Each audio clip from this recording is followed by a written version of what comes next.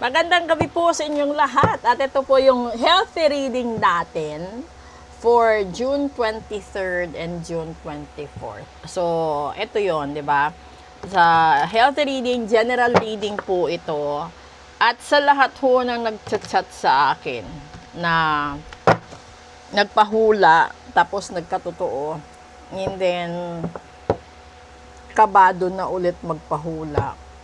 Siguro yung gagawin ninyo is magpasalamat kayo, no? Kung nahulaan at nabigyan ko kayo ng babala bago pa mangyari ang lahat. Kasi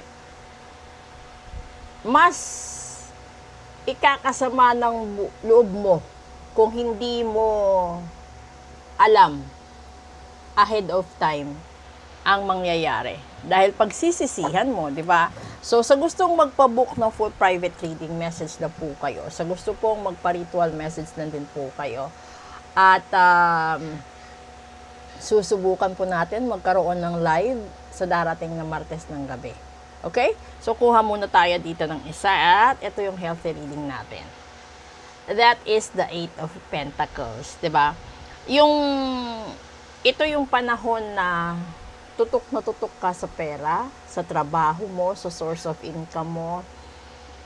Posible na gumagawa ka talaga ng paraan sa kung ano man yung solusyon na meron at gagawin mo dapat.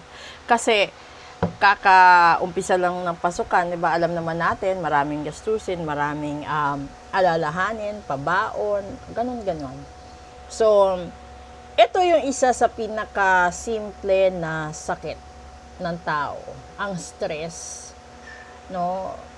Dahil sa maraming iniisip, kaya minsan magtataka ka, bigla kang nagkasakit, bigla kang nag-collapse, hindi ka naman gutom, hindi ka naman pagod, pero hindi mo na-realize na naiipon na lahat ng yun.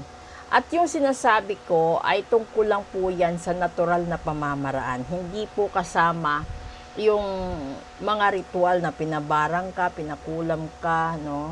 Kasi depende din yun. Pero sa natural na pamamaraan, talagang nakakamatay yung stress, yung anxiety, yung depression. Lalong-lalo na yung matinding kalungkutan kapag yung mga taong inaasahan mo na dapat nandyan sa tabi mo sa panahon ng taghirap, sa panahon ng lungkot, no? At sa panahon na gipit ka dahil sa sakit. Tapos, ni isa-isang iglap, ni isa walang nagpakita, walang sumuporta. Minsan kasi hindi din naman, di ba? Hindi din naman kasi pera talaga yung kailangan mo, kundi atensyon, konting pag-aalala, konting panahon at konting oras. Yun dapat. Pero hindi naman lahat nakukuha yon. Kasi, minsan, yung kamalasan sa buhay ninyo, hindi gawa ng Diyos, kundi gawa ng kapwa-tao, gawa ng taong inggit sa inyo, gawa ng taong galit sa inyo, at maniwala kayo at sa hindi, uso na ngayon, yung kapag hindi ka nakabayad ng utang mo, pinapabarang ka. Yung hindi ka nakabayad ng utang mo, pinapakulam ka. So, ayan dapat ninyong paghandaan. Okay? So, ito po yung healthy reading natin. Proceed tayo sa daily episode. Message lang po kayo kung gusto nyong mag-book ng full private reading at magpa-ritual. Maraming salamat po.